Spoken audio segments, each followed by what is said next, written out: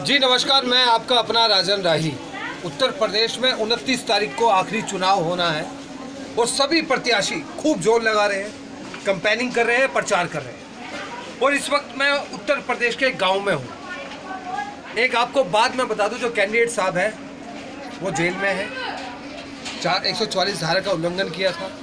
उस बारे में भी हमने बात करेंगे आज के खास मेहमान से कि सच्चाई आखिर क्या है।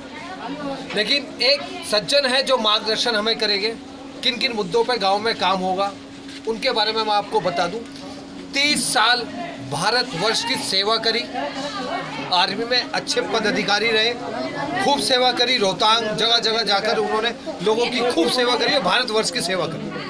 अब जब वो गांव में आए, रहते वो मेरठ में है लेकिन चुनाव के समय में गांव में आए मार्गदर्शन करने, सिर्फ मानवता के लिए, सिर्फ इंसानियत के लिए, क्योंकि वो चाहते हैं कि अच्छा जनप्रतिनिधि गांव में मिले। वो 4 बार लगातार वो जीतने का इतिहास बनाने जा रहे हैं, जो यहाँ के प्रतिनिधि है स्टे प्रधान जी। अब तक 4 बार वो जीतने की तैयारी कर रहे हो। जनता में आप देख रहे हैं कि पूरा हुजूम, पूरे लोग, सबने मास्क भी लगाया हुआ है, सब सोशल डिस्टेंसिंग का फॉलो भी कर रहे हैं। तो कहीं ना कहीं जनता उन्हें प्यार करती हो। आइए आज के खास मेहमान से जानेंगे कि आप उन्हें मार्गदर्शन करें और किन किन मुद्दों पे काम होगा गांव में। आइए जी, कि अभी आप बोलते वक्त जी रुमाल नीचे कर सकते लगा रखा है, ये बहुत अच्छी बात, शुक्रिया जी। अपना परिचय बताइए सर। मैं आर्मी पर्सनल हूँ, मेरा नाम सरफराज आलम है। मैं मेरठ रहता हूँ इस वक्त और इसी गांव का बाशिंदा हूँ मैं। और 30 साल मेरी सर्विस आर्मी की है। बहुत सो मैनी प्लेसेस पर I have serve in so many places और I have serve in administration में मैंने नौकरी की है। एडमिनिस्ट्रेशन में नौकरी करने के बाद में अच्छे ऑफिसर से मेरा ताल्लुकात रहा है। और इस गांव का मैं बाशिंदा होने के नाते जब इलेक्शन होते हैं तो ज़्यादातर मैं इलेक्शन के दौर पर आता हूँ। गांव में पूछते भी हैं लोग, मुझसे बहुत सवाल करते हैं कि आप कभी गांव में दिखाई नहीं देते, मैं इलेक्शन के तौर पर क्यों गांव में आ जाते हैं। तो मैं उनसे यही जवाब देता हूँ कि मैं पॉलिटिशियन नहीं हूँ, मैं पॉलिटिक्स में हिस्सा नहीं लेता हूँ। मैं गांव में इलेक्शन के तौर पर आता हूं। गांव में अगर कोई इलेक्शन लड़ता है और कोई मेरा अपना है और जिसको मैं अच्छा समझता हूं, उसका साथ देने के लिए मैं गांव में आता हूं। और जितने भी यहाँ कैंडिडेट खड़े हैं गांव के अंदर, मैं किसी को बुरा नहीं कहता, अपनी अपनी तकदीर समझ में रहे हैं। मगर हमारे कैंडिडेट्स जो हैं ये जो है 3 बार लगातार 3 बार हैट्रिक बनाना, इस दौर के अंदर 3 बार जीत हासिल करना है कोई छोटी मोटी बात नहीं होती, बहुत बड़ी बात होती है। और चौथी बार जो हम इलेक्शन अभी दोबारा से लड़ रहे हैं, हमें खुदा की जात से इंशाल्लाह पूरी उम्मीद है कि हम जीतेंगे। हर एक कैंडिडेट अपनी जीत की उम्मीद रखता है, मगर हमें भी अपनी पूरी उम्मीद है कि इंशाल्लाह जो पहले हम जीते उससे भी बेहतर जीत पाएंगे। और दूसरी चीज़ ये है कि हम इस गांव के अंदर जो अब काम होगा कुछ और तरीके से होगा। मेरी प्रधान से भी बात हुई है जेल जाने से पहले, वो जेल गए हैं धारा 144 के अंदर, उन्होंने उल्लंघन किया, प्रशासन ने अपना काम किया। हम प्रशासन को विलेम नहीं करेंगे, वो अपना काम कर रहा है प्रशासन, हम अपना काम कर रहे हैं। प्रशासन का हम इलेक्शन के दौरान भी, इलेक्शन होगा 29 तारीख को, उसमें भी हम प्रशासन का पूरा साथ देंगे, मास्क भी लगाएंगे, सैनिटाइजर भी करेंगे, सोशल डिस्टेंसिंग भी मेंटेन करेंगे। और प्रशासन जो हमसे जिस तरह की हेल्प चाहेगा उस तरह की हम प्रशासन को हेल्प देने के लिए तैयार रहेंगे, किसी तरह की कोई कोताही नहीं करेंगे बिल्कुल भी। और मैं गाँव वासियों से ये कहना चाहता हूँ कि इस इलेक्शन को बहुत प्यार मोहब्बत के साथ, भाईचारे के साथ इस इलेक्शन को लड़ा जाए। और जिसकी किस्मत में होगी भाई जीत तो उसकी होगी, जीत तो एक की होनी है। मगर जनता का फैसला सराखों पे है। मगर हम एक बात कहना चाहेंगे कि जरा मतलब सी छोटी मोटी बातों के ऊपर कोई झगड़ा फिसाद गाँव में ना करें, आराम के साथ इस इलेक्शन को संपन्न करें। और हमारे मुद्दे इस वक्त 4 मुद्दे हैं, सबसे मेन मुद्दे। हमने कोई घोषणा पत्र जारी नहीं किया। जो आप मुद्दे बता रहे हैं, इन मुद्दों पे हम आराम से बैठ के बात करें। जी आराम से बैठ। तो आइए बैठ के बात करते हैं मुद्दों। चलिए आइए अब चर्चा होगी मुद्दों की चर्चा, किन किन मुद्दों पर गांव में काम होगा। आइए जी नमस्कार, मैं आपका अपना राजन राही, R3F न्यूज़ में आपका फिर से एक बार बहुत बहुत स्वागत करता हूं। हर बार आपको एक नए मेहमान से बुलाता हूं, उनकी विचारधारा क्या है वो आपके सामने लेकर आता हूं। लेकिन आज एक बड़ा दिलचस्प और बड़ा अनोखा ही इंटरव्यू है। 29 तारीख को चुनाव होने हैं उत्तर प्रदेश में, आखिरी चरण है। सभी प्रत्याशी जोर लगा रहे हैं, सभी प्रत्याशी अपने कैंपेनिंग कर रहे हैं अपने अपने क्षेत्र में। आइए आज के खास मेहमान से आपको बुलवाता हूँ और पूछते हैं कि किन किन मुद्दों पे काम होगा गांव में अगर जनता चुनती है तो। सर नमस्कार। नमस्कार सर, मास्क आपने लगा रखा है, इसके लिए R3F की न्यूज़ आपको सलूट करती है, लेकिन अभी इस वक्त आप मास्क नीचे कर सकते हैं। जी शुक्रिया। क्योंकि मोदी साहब भी नीचे कर लेते तो हमें भी आते जी। अच्छा सर, सबसे पहले मुद्दे की बात करें। जी सबसे पहले आप अपना परिचय दें। मैं इसी गांव का रहने वाला हूँ। मेरा नाम सरफराज आलम है और मैं आर्मी से रिटायर हूँ। आर्मी में 30 इयर्स ऑफ सर्विस करने के बाद मैं मेरठ में इस वक्त शास्त्री में सेटल्ड हूँ। और ये मेरा गांव है। जब इलेक्शन होते हैं तो मैं इलेक्शनों में आता हूँ, मेरी वोट है यहाँ पे, इसलिए मैं आता हूँ यहाँ पर। और अच्छे काम के लिए मैं हमेशा कदम बढ़ाता हूँ। जो अच्छा काम होता है उसमें मैं हिस्सा लेता हूँ। मैं इसलिए यहाँ गाँव में आया हूँ। अब इसलिए कि इलेक्शन के दौरान में मैं हमेशा गाँव में आता जाता हूँ। एक लंबे समय आपने भारतवर्ष की सेवा करी जी। अब आप गांव की सेवा करने के लिए अपने कदम आगे बढ़ाएं। मैं तत्पर हूँ गांव की सेवा के लिए। अगर कोई मुझसे गांव की सेवा के बारे में कहे कि भाई कुछ काम करना है आपने, तो मैं उसके लिए बिल्कुल 1 कदम 2 कदम 4 कदम 10 कदम बढ़ा करके आगे बिल्कुल हर तरह से तैयार हूँ। अच्छा सर, यहाँ के जो कैंडिडेट साहब हैं जिससे प्रधान जी, मैं क्या उनसे मुलाकात कर सकता हूँ? नहीं, आप उनसे मुलाकात नहीं कर सकते। वो इस वक्त धारा 144 के तहत उनको अरेस्ट करके जेल भेजा गया है। इससे प्रधान जी? जी, इससे प्रधान। क्यों सर? यहाँ पर गवर्नमेंट ने धारा 144 लगाई हुई थी कि 10 बजे के बाद में कोई भी बाहर नहीं निकलेगा, कन्वर्सिंग नहीं करेगा। तो वो उस रोज़ किसी वजह से कहीं किसी मौत में जा रहे थे वो, बल्कि कन्वर्सिंग में नहीं गए थे, वो किसी प्रचार के लिए नहीं जा रहे थे। हमारा गांव है एक खचरा, वहाँ पे कोई मौत हो गई थी। उस मौत में वहाँ शामिल होने के लिए वो जा रहे थे 2 गाड़ियों के साथ में, और उनको बिल्कुल एग्जैक्ट थाने के सामने। आई डोंट नो कि उसमें कहीं किसी की साजिश थी, क्या थी। मैं किसी तरह का ऐसा बिलीव करना नहीं चाहता, मगर शक की नज़र से देखा जाता है कि उनको किसी मुखबरी के तहत वहाँ पर बिल्कुल एग्जैक्ट थाने के सामने गिरफ्तार जो किया गया। यहाँ शक का दायरा थोड़ा सा आता है और उनको वहाँ अरेस्ट कर लिया गया रात के 11 बजे। हालांकि उन्होंने उल्लंघन तो किया ही उसका, धारा 144 का, उसमें कानून के तहत उनको अरेस्ट करके जेल ये हमारे लिए दुख की बात है कि एक अच्छा जनप्रतिनिधि अगर झूठे आरोप में जेल में बंद है, तो ये दुख की बात है। जी, हमारी आपके साथ टीम सपोर्ट में कंधे से कंधा मिला के, अगर जी वो गलत आरोप में कैनवासिंग था ही नहीं, किसी तरह का प्रचार था ही नहीं, 100% मौत में जा रहे थे। उनका ऑफिस है डॉलर है, वहाँ बैठे हुए थे, उन्हें मैसेज मिला, वहाँ से सीधे 2 गाड़ियों में वहाँ से इसमें जो खचरे के अंदर एक लड़के की इंतकाल हो गया था, उसमें वो जा रहे थे दफीने के अंदर। अब उनको धारा 144 के तहत वहाँ गिरफ्तार कर लिया गया। जब गिरफ्तार हो गए और कानून के तहत आ गए, तो हम अब क्या कर सकते हैं? हम कुछ भी नहीं कर सकते भाई। प्रशासन से लड़ा थोड़ा जा सकता है, हम तो कुछ भी नहीं कर सकते।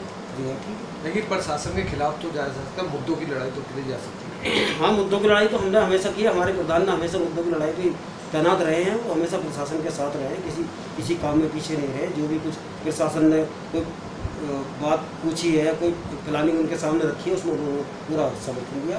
तो गांव की जनता इस बार अगर चुनती है, क्योंकि उनकी धर्मपत्नी भी चुनाव में खड़ी हो रही जिला पंचायत के लिए, तो किन किन मुद्दों पे काम होगा गांव? ऐसा है, ये उनकी तीसरी योजना है। चौथी योजना है। लगातार 3 बार वो जीत चुके हैं और 1 जिला पंचायत। तो कहीं ना कहीं जनता के दिल में उनके लिए बहुत प्यार है। बहुत प्यार है। लगातार काम भी होता ही होगा। काम पूरे भी काम कराएं। अगर कुछ रह भी गए हैं तो इंशाल्लाह जो ये आने वाला वक्त है, हमें खुदा से, भगवान से, अल्लाह से पूरी उम्मीद है कि इंशाल्लाह हमें ये जो आने वाला वक्त है, ये जो इलेक्शन होगा, इसमें हम सक्सेस हासिल करेंगे। और उसमें और हट करके बहुत ही सिस्टमेटिक तरीके से एक प्लानिंग करके अपनी कमेटी बना करके गाँव की बहुत बढ़िया गांव का डेवलपमेंट करने के लिए हम तत्पर हैं। अच्छा, किस चीज़ को प्राथमिकता ज़्यादा? सबसे ज़्यादा प्राथमिकता दी जाएगी यहाँ पर एजुकेशन के लिए और सफाई के लिए। एजुकेशन और सफाई के लिए, क्योंकि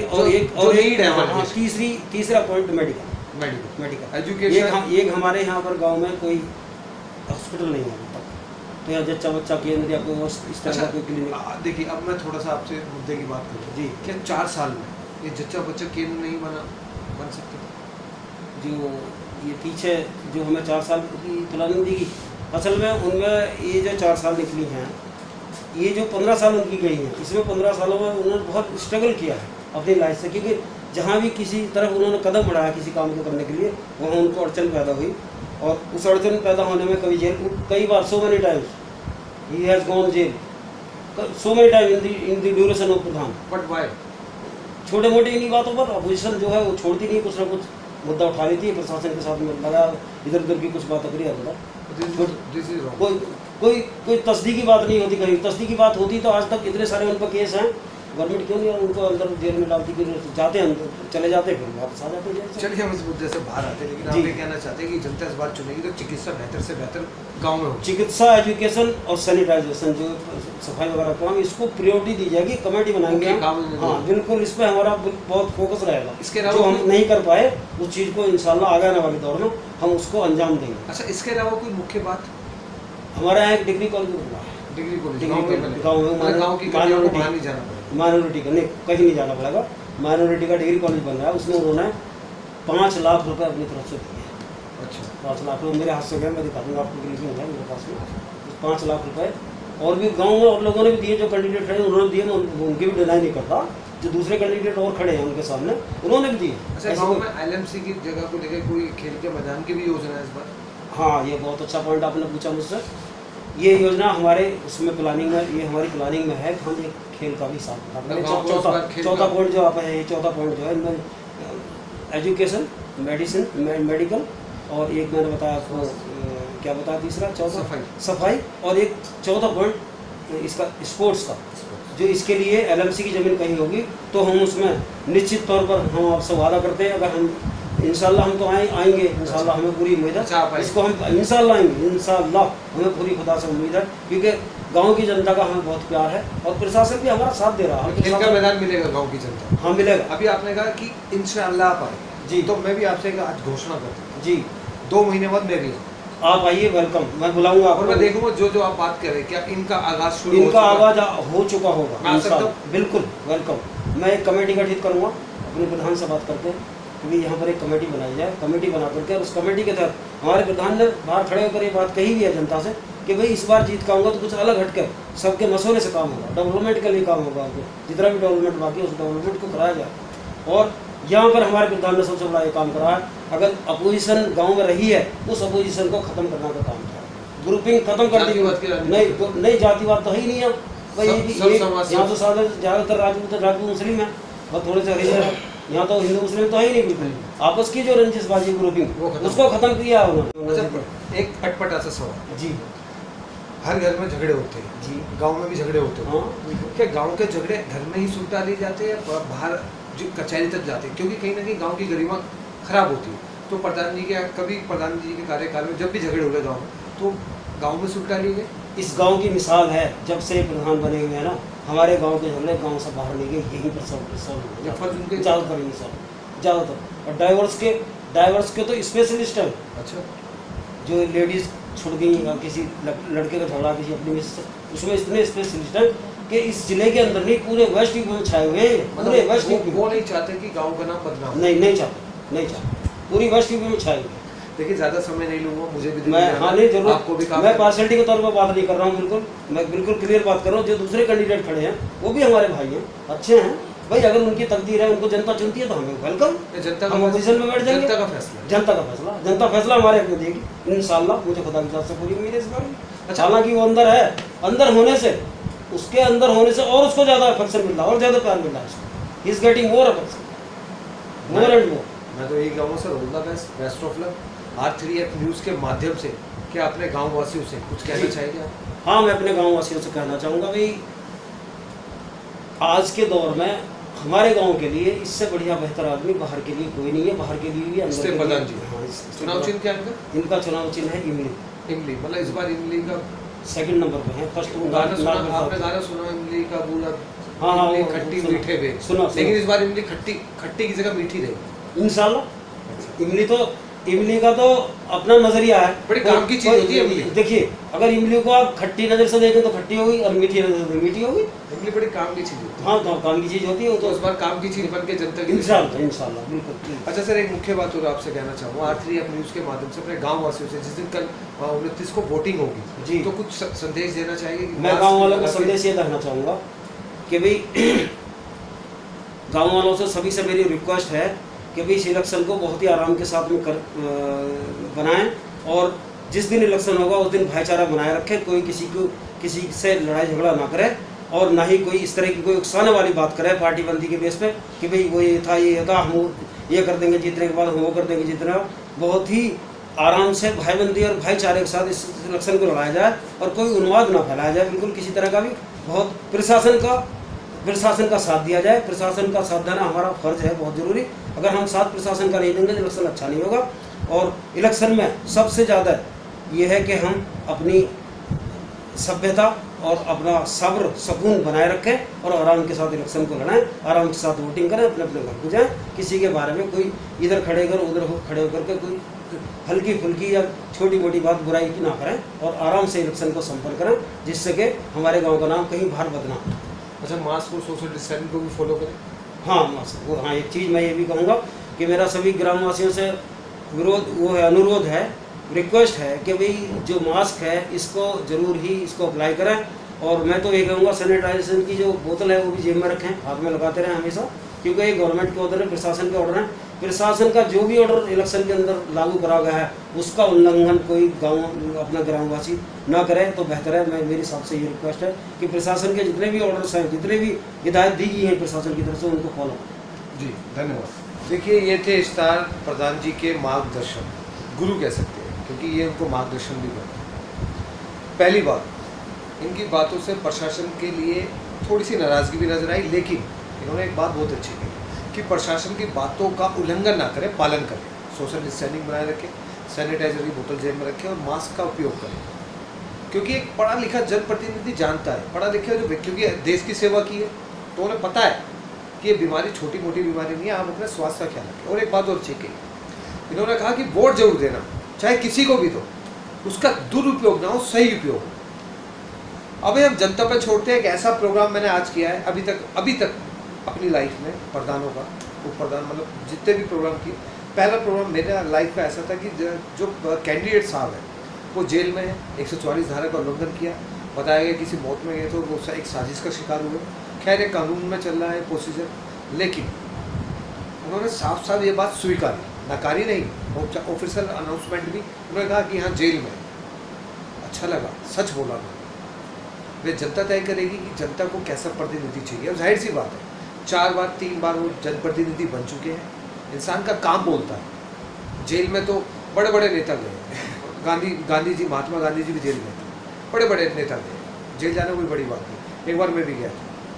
खैर, अब बाहर निकलते हैं। दूसरी बात, अब ये जनता तय करेगी जनता को क्या चाहत है, जनता की क्या अपेक्षा है, जनता किसे चुनेगी। एक पढ़ा लिखा जनप्रतिनिधि जो अपने लोगों के लिए जेल भी जाता है, सिस्टम से लड़ता है, अपने गांव की सेवा करता है। 2 मई को पता चलेगा, मैं फिर आऊँगा और इनसे मिलूँगा। क्या वो जो औपचारिक घोषणा इन्होंने की है आज हमारे चैनल पे, R3F न्यूज़ पे, क्या वो आगाज़ शुरू हो चुका है और अंजाम कब पहुँचेगा।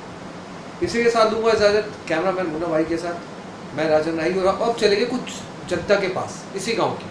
वो जनता से पूछेगी जनता क्या चाहती है, जनता के दिल में क्या है। धन्यवाद। मैं हूँ आज पर्यटन गाँव में जी, और हमारे साथ है अंकल जी, और उनसे जानते हैं इस्ते प्रधान जी के बारे में कि वो क्या कहना चाहते हैं उनके बारे में। अंकल जी नमस्ते। इस्ते प्रधान है वो किस नेचर के हैं, आप उनके बारे में थोड़ा सा बताएगा मुझे। आप नीचे कर सकते हैं मास्क, आप देख सकती है, गांव में मालूम कर सकते हैं किस नेचर के आदमी पूरा समाज जुड़ा हुआ है उनके साथ। और भूतपूर्व प्रधान भी रह चुके हैं, 15 साल से प्रधान है। इस वक्त उम्मीद 100% उम्मीद ये है कि अब भी आने वाले प्रधान वही रहेंगे, क्योंकि जनता का प्यार इतना है, गांव जुड़ा हुआ है, उन्हें इतना चाहता है कि आपको। जैसे कि मैं देख सकती हूँ यहाँ पे काफी भीड़ है, तो जनता उनके साथ है और सपोर्ट कर रही है उन्हें अच्छी तरीके से। पूरा गांव सपोर्ट करता है जी, पूरा गांव टोटल उनके साथ लगा हुआ है, जुड़ा हुआ है। और उनके जेल में होने के बावजूद गांव को इतना बड़ा जज्बा है कि वो प्रधान बनेंगे इंशाल्लाह, और किसी का चांस ही नहीं आएगा। इसलिए है जी अंकल जी, धन्यवाद आपका।